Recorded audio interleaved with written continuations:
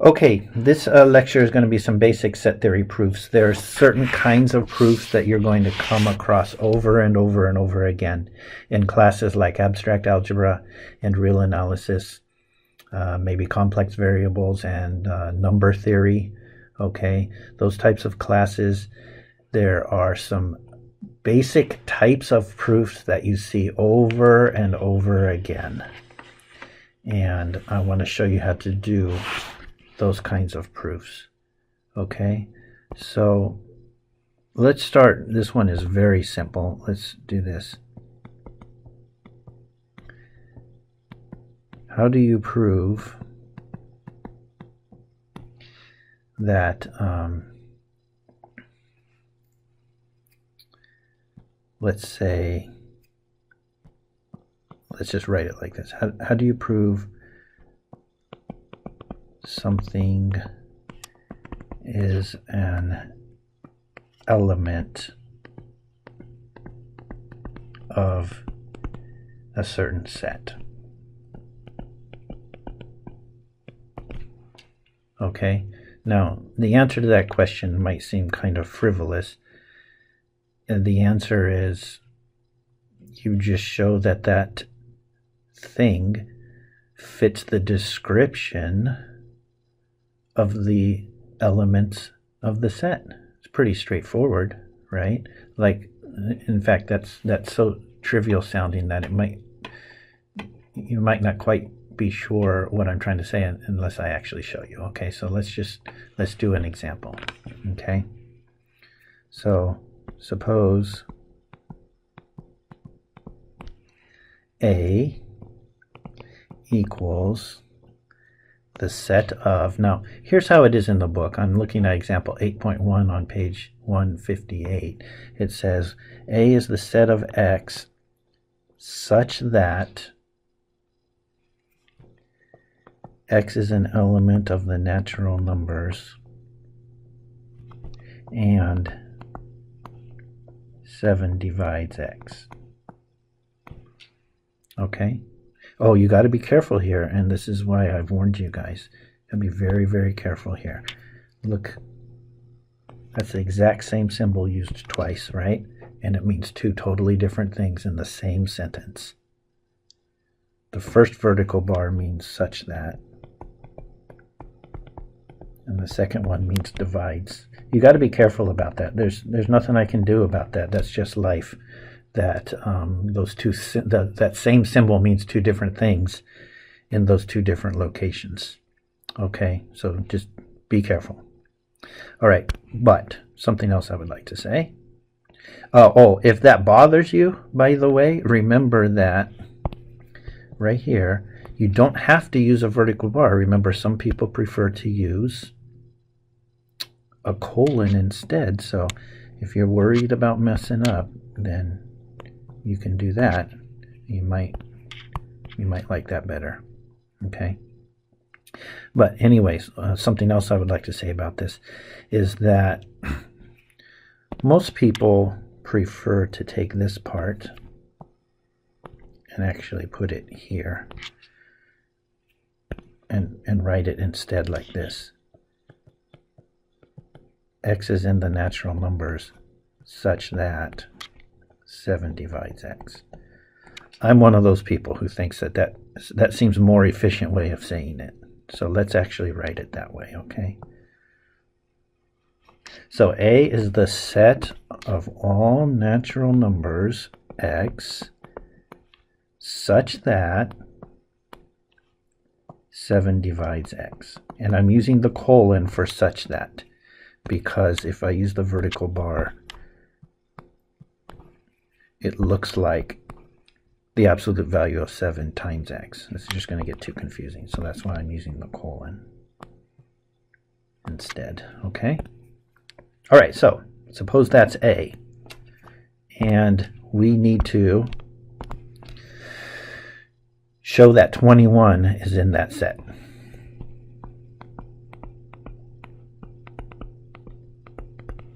Show that 21 is an element of A. Okay, well, it's pretty straightforward. You just need to do two things. You need to show that 21 is a natural number, which is nothing to show. I mean, it's a fact. So you need to state it. Okay. And then you need to show that 7 divides 21. And that would be it. Okay. I would say, notice that 21 is a natural number. Again, there's nothing to really show there. You just need to point it out. It's just a very simple fact, right? If somebody can't follow that argument right there, then they've got bigger problems than you can help them with, okay? All right, so notice that 21 is in the natural numbers, okay? Also, notice that 21 equals 7 times 3, comma, so 7 divides 21. Or, if you prefer, you can put a period there after the 7 times 3 and write hence 7 divides 21. Therefore, 21 is an element of the set of natural numbers x such that 7 divides 21. And what is that set called? That's the set we're calling A. So 21 is an element of A. All right, could you just skip that middle part and just say, therefore 21 is an element of A? Yes, you can. That's logically sound. I think it's better, though, to write it like that myself, personally. Okay, so that's all there is to that. It's pretty straightforward. Now, what if it was a little bit more abstract, like... let's see. Well, to be honest with you, what I was about to say actually falls under the next category. So let me write down the next question and then we'll talk about that. How do you prove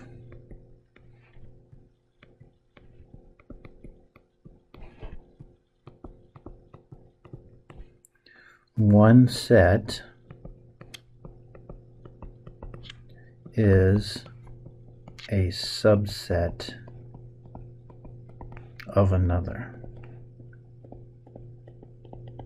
This is a very, very common thing that you're going to have to do. Okay? So let's write this out.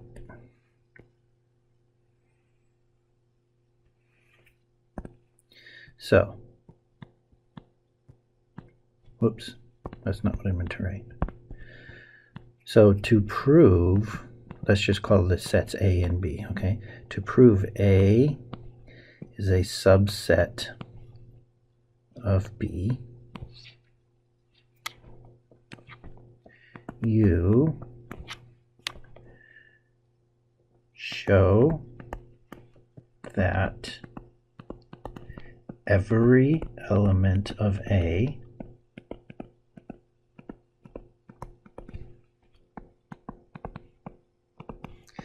is also an element of B.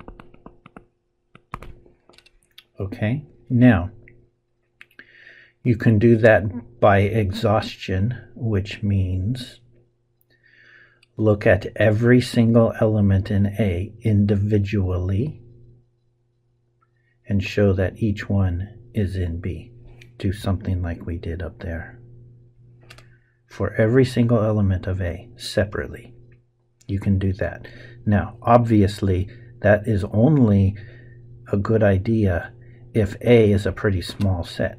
If A has 100 elements, then you do not want to look at all of them individually and do 100 different proofs showing that each element of A is also an element of B. And most of the time, the situation would be much worse than that anyways, because a lot of the times we deal with sets that have infinitely many elements. And in that case, you can't do it by exhaustion. You can't look at infinitely many elements making up the set A and show by exhaustion that everyone is in B, because you would never finish. Okay, so doing it by exhaustion is only really valid if A has a small handful of elements. Okay? Like you might have something like A equals 3, 8, and 10. And, no, I didn't mean to say 3, 8, and 10. Let's say 4, 8, and 10. Okay. And then suppose B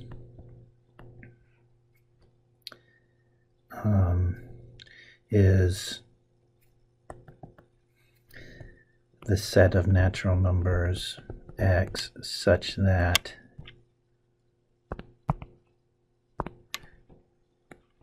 x is even. So you could do this, show that, sorry, I forgot to write that down, show that A is a subset of B. You could do that very easily by exhaustion. Okay, you would say, okay, 4 is a natural number, and 4 equals 2 times 2, so 4 is even. 8 is a natural number, and 8 equals 2 times 4, so 8 is even. 10 is a natural number, and 10 equals 2 times 5, so 10 is even. So every element of A is a natural number that's even. So every element of A is an element of B. So A is a subset of B. That would be very easy to do. Okay? But if A was the set of all natural numbers such that x equals, let's say, a multiple of 4. So let's say 4y for some natural number y. Then you can't do that by exhaustion because A has infinitely many elements in it. So you can't look at every element of A individually. You would have the numbers 4, 8, 12, 16, 20, 24, 28, 32, but you can never exhaust that list. So most of the time, what you're going to have to do instead is, rather than looking at every specific element of A individually, what you do is you choose an arbitrary element of A, which means a variable representative of any element in A. And you show that that must be in B. Okay, so let's do an example of that so you can get an idea of what I mean. So let's look at this task. This is coming from example 8.5 on page 160. Suppose A is this set. The set of all x in the integers such that 18 divides x. And B equals the set of all x in the integers such that 6 divides x. Okay, show that A is a subset of B.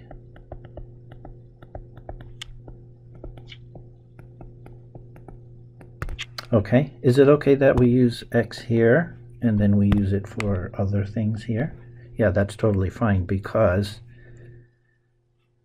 this is a definition of a set, and that definition ends right here. So X is being used for something, but then that use stops, and X is released back into the wild, and you can pick up X again and use it for something else here. Okay, there's nothing wrong with that. All right, now, so how would you do that? Let me show you how I would do that. I would start by saying, let's say little a, because that's what they use in the book, so I'll use the same variable. Let little a be an element of the set A. And then I'm going to show ... Then little a must also be an element of B. Therefore, the set A is a subset of the set B. That's how it's going to go. Okay?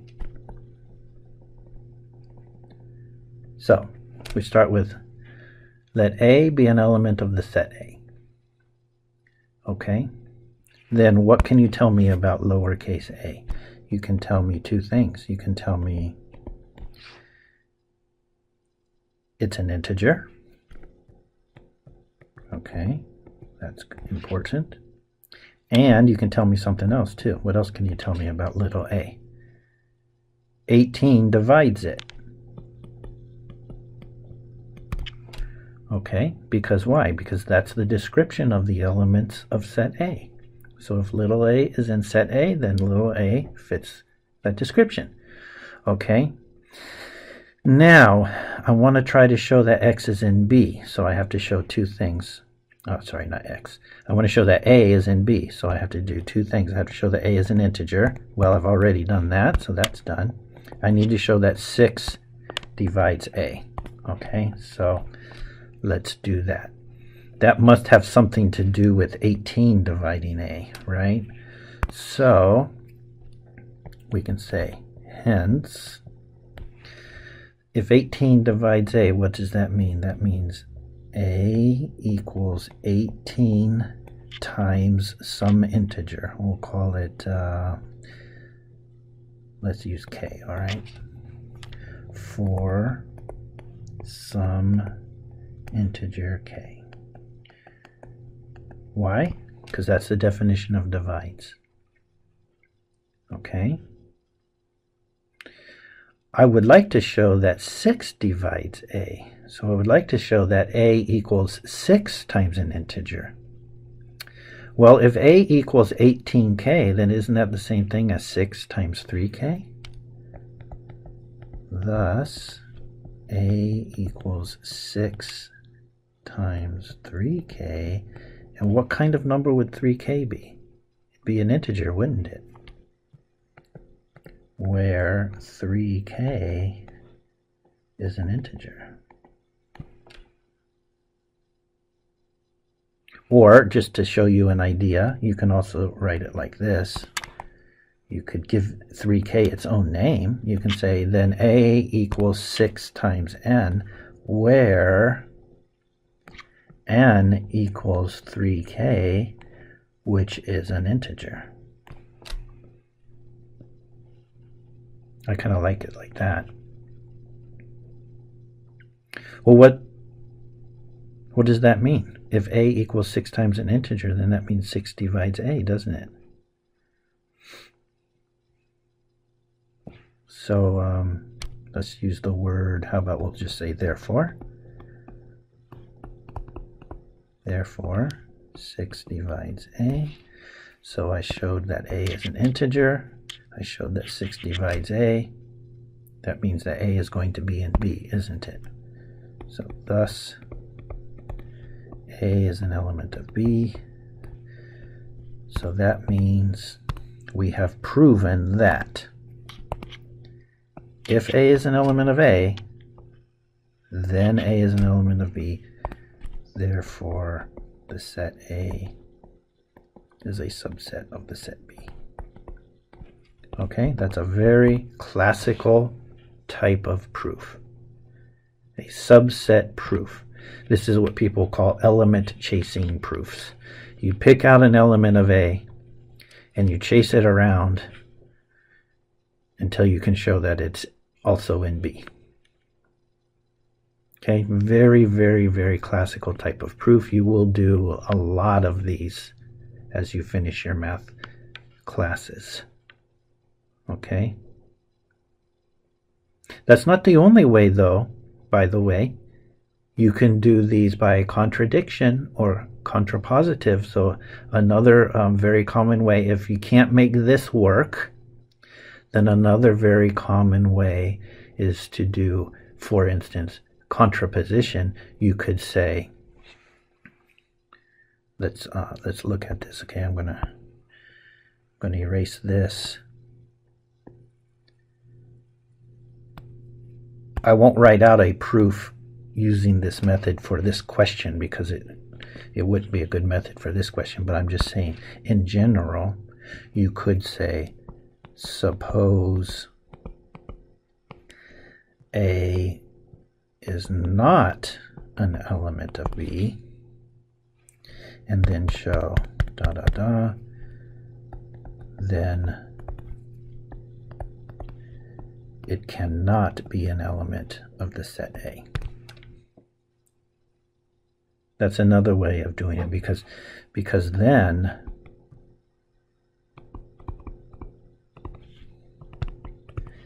if little a is an element of A, then it has to also be an element of B by what? By contraposition.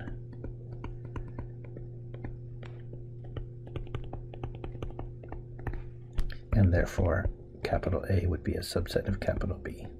So that's sort of, if you can't figure out how to do it directly, then maybe this would be a more helpful way to try to do it by contraposition like this. Okay?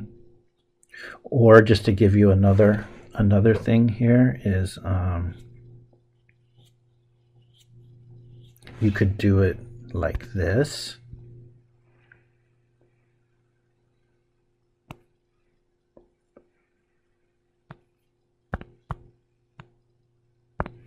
You could say, do a contradiction proof. Suppose A is not a subset of B, and say then there exists an element of the set A such that that element is not in B. And you could try to derive a contradiction. Okay, like maybe something like show that would have to be an integer, and then also later show that it would have to be a non-integer. I'm just throwing out different things that might happen. That would be a contradiction then, which means that our original supposition had to be false. You see what I'm saying? But by and large, the main thing I want you to get from this, when you're trying to prove one set is a subset of another, you say let, and then choose a variable, and say let that be in the smaller set, and then show that it therefore must be in the bigger set. And then that's how you prove the smaller set is a subset of the bigger set. 90% of the subset proofs follow that pattern. Okay. Now let's move on to the next question. How do you prove two sets are equal?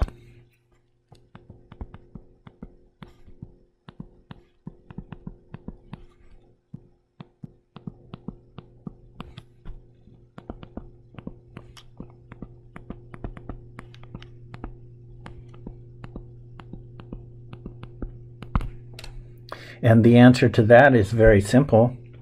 You prove that they're subsets of each other. Okay?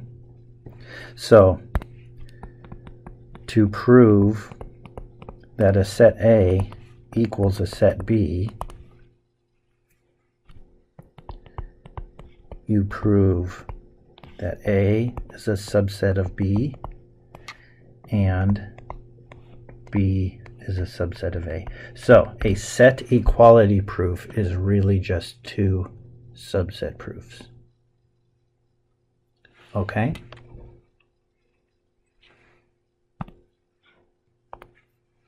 So let's look at this example that's on page 162. It's example 8.10.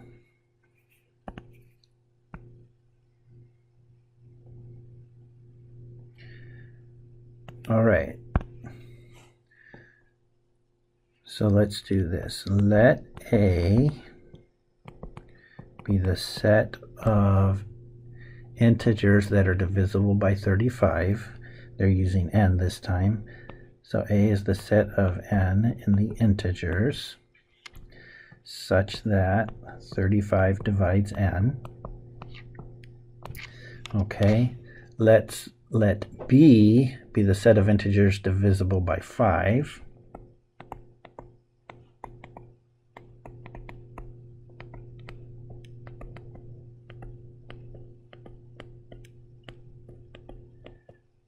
And C will be the set of integers divisible by 7.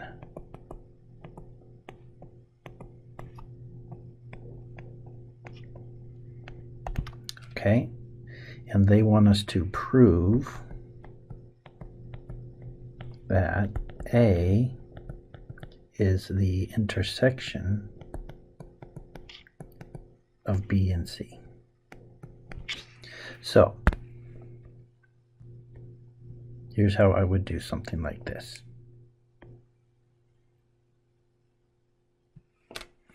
The first step is one direction of the proof. Show that A is contained in B intersects C. So let's even make a note to ourselves over here. We are going to show that A is a subset of B intersects C. Okay? So, how would I do that? I would take an element of A, all right? Let's call this one X, since X is not being used for anything here. Let's say, let X be an element of A. Our goal is to show that X is an element of B intersects C, which means we have to show that X is an element of B and X is an element of C. Right? That's our goal.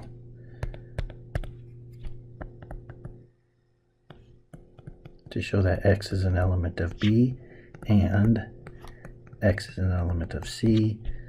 Thus, X is an element of B union C. Therefore, A is a subset of B union C. That will be the first half of the proof. Okay? All right, so what do I know about X?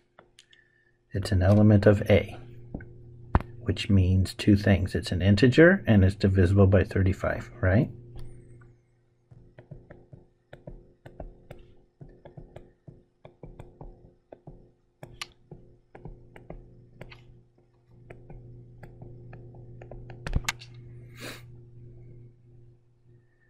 What does that mean, that 35 divides X?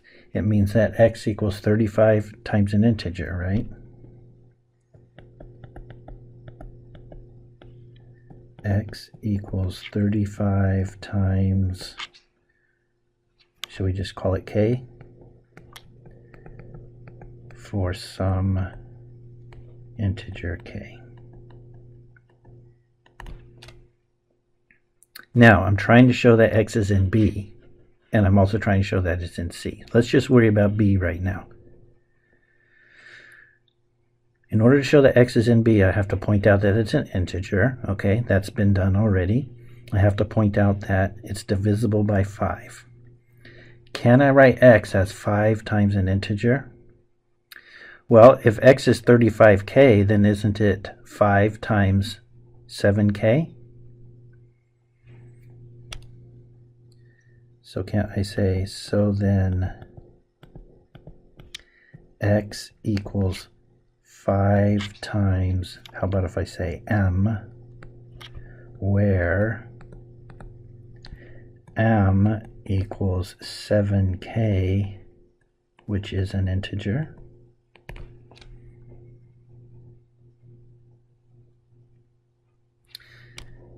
Hence, 5 divides x. So thus, x is an element of B, right? Now, can we do something almost identical to show that x is an element of C? In fact, I don't even have to do the whole thing again. I can just pick up from here and say also x can be written as 7 times, what letter would you like to use? I'm going to say J, where what would J be equaling here? J would be 5k. And what kind of number would that be? It'd be an integer, right? Hence, 7 divides x. Thus, x is in C, right? Therefore, x is an element of B union C. Now, I just want to point this out. That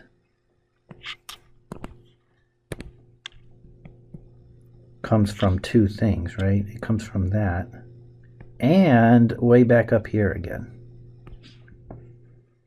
So since this fact requires the person to look not just at the one right above it, but also at this one way back here, it's not a bad idea to point that out and say, I would probably write this. I would probably say, therefore, comma, since x is an element of B and x is an element of C, comma, then x is an element of their intersection. Just so that when the person reading it, you see, when they see, whoops, when they see this, they say, oh yeah, I have to look back up here. That's where that was, way up there. Okay, and then this one, okay, that's no problem. It's just the previous line. Put those two together and you get this. Okay? If you need someone to refer back to a line that was several steps earlier, then it's not a bad idea to point that out. You are directing them where to look back to. Okay? So what have we done so far? We have proven, and let's just go ahead and write that here. We have proven that A is a subset of B union C. Okay? Now you want to do the other direction. Let's make a note for ourselves. I want to show that B union C is a subset of A. Or if you want to, there's nothing wrong with writing this. You can write it like this if you want. That's fine. Okay? This is now a whole new thought. So you've seen me do this before, I will leave a couple of blank lines as a visual space so that the person reading it knows to reset. And now we're going to start something new. Okay? I'm going to say let x be an element of B union C.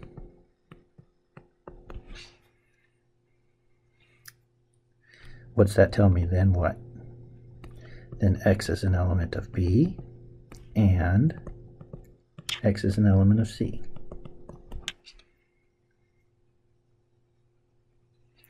So that means x is an integer, and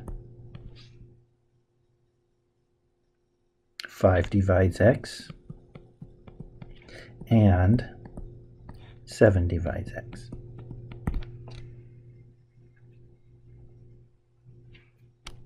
So hence, x equals 5 times some integer, and also x equals 7 times some integer.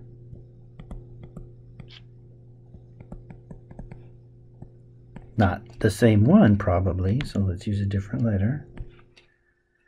Okay, for some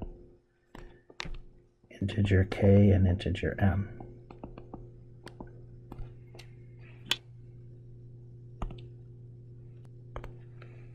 Now, what kind of numbers are 5 and 7? They're prime, right?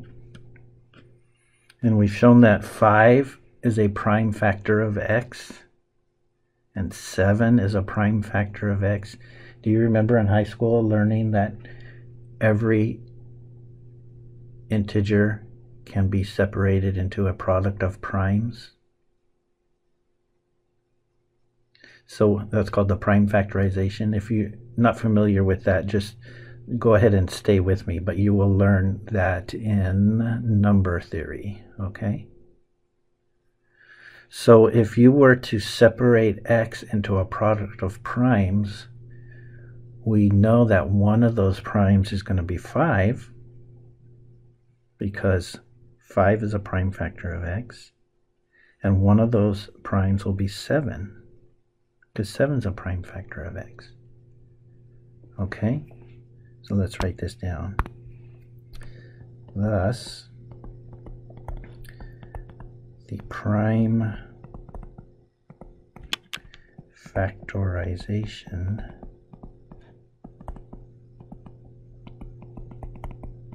I mean, we haven't really talked about that in this class much, but that's something you do in number theory. But I'm confident that you've seen it before, though. That's why I feel comfortable going ahead and talking about it a little bit.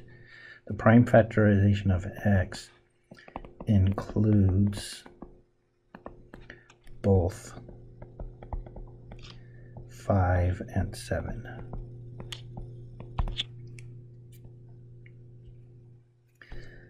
So hence,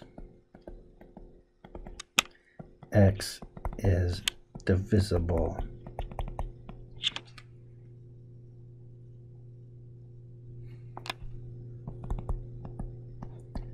by 5 times 7, which is what? 35. There we go. So x is in what set then? If it's an integer and is divisible by 35, it has to be in the set A.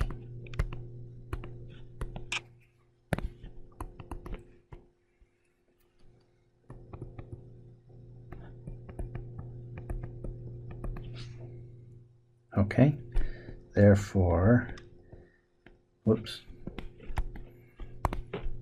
B intersects C is a subset of A. And now I put those two subproofs together and I say, now, since A is a subset of B intersects C and B intersects C is a subset of A, then they are equal. That's a set equality proof. Very classical way of doing a set equality proof. Show that the left is a subset of the right. Show that the right is a subset of the left. They're subsets of each other. That's what it means to be equal. Okay? So let's go over a quick summary of several of these ideas here. Okay?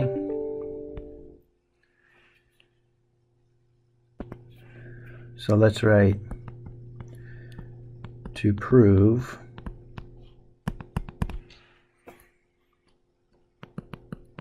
you show. Okay, and let's go through this. So to prove that something is an element of a set, like I said, that's pretty straightforward. You show that X satisfies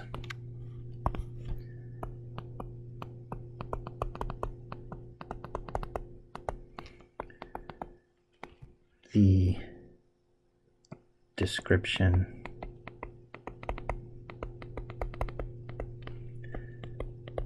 of the elements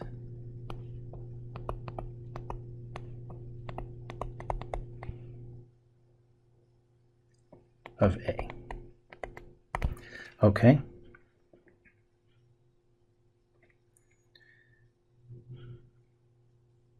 To prove that X is not an element of A, what would that mean? You would show that X fails to satisfy the description of the elements in A, which might mean only part of it. Okay, so show that X fails to satisfy some part of the description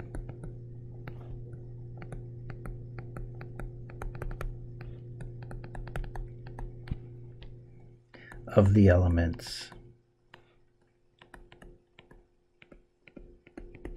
of A. Okay. How do you show that A is a subset of B? You show that if X is an element of A, then X is an element of B.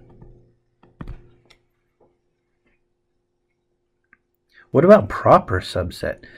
Sometimes you see this, or other people write it this way. Actually, you know what? Let's hold off on this. Let me do something else with you first. How do you show that A is not a subset of B?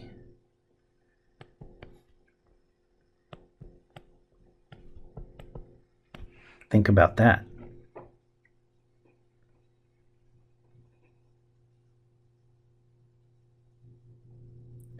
So that would just be the negation of this, right?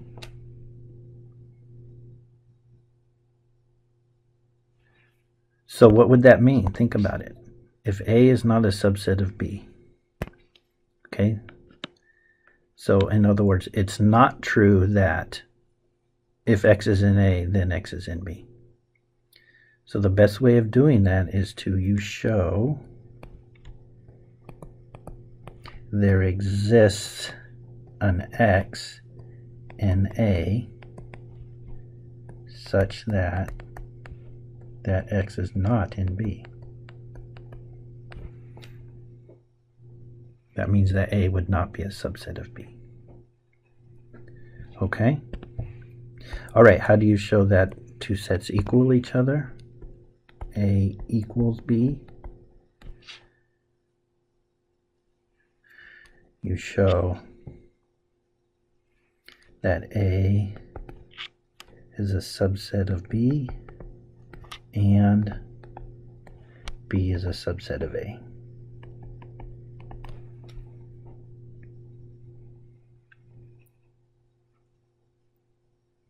How do you show that two sets are not equal? Then that would be A is not a subset of B, or B is not a subset of A. You see, this is important. This goes back to stuff we talked about from the beginning. Set equality is a conjunction. So therefore, set inequality is the negation of a conjunction, which is a disjunction. Okay. All right, now let's talk about proper subsets. I started to, and then I said let's wait. So how do you show that A is a proper subset of B? Or some people write it this way.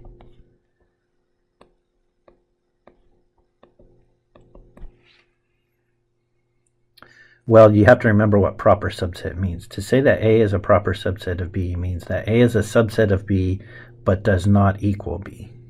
That's what that means. So you have to show that A is a subset of B and A does not equal B. Now think about this for a minute. A does not equal B means that A is not a subset of B or B is not a subset of A, right?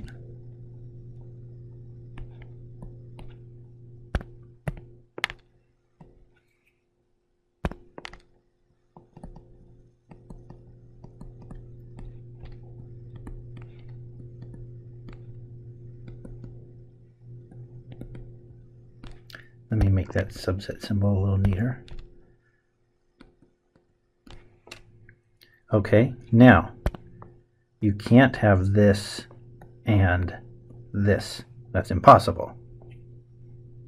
So therefore, it would have to be this and this, because you couldn't have this one. Okay, so here's what I want to write.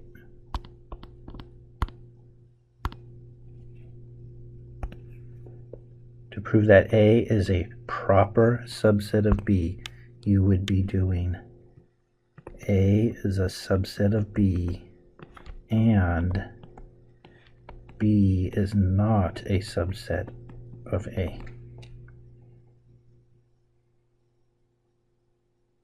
Okay, which means if X is an element of A, then X is an element of B, comma, and there exists some Y in B such that Y is not in A. That's how you would do a proper subset proof. So these are very, very common set theoretical things that you will be proving many, many, many times in several classes. And this over here shows you the strategy that you take to prove those kinds of things. Okay, that's all for today.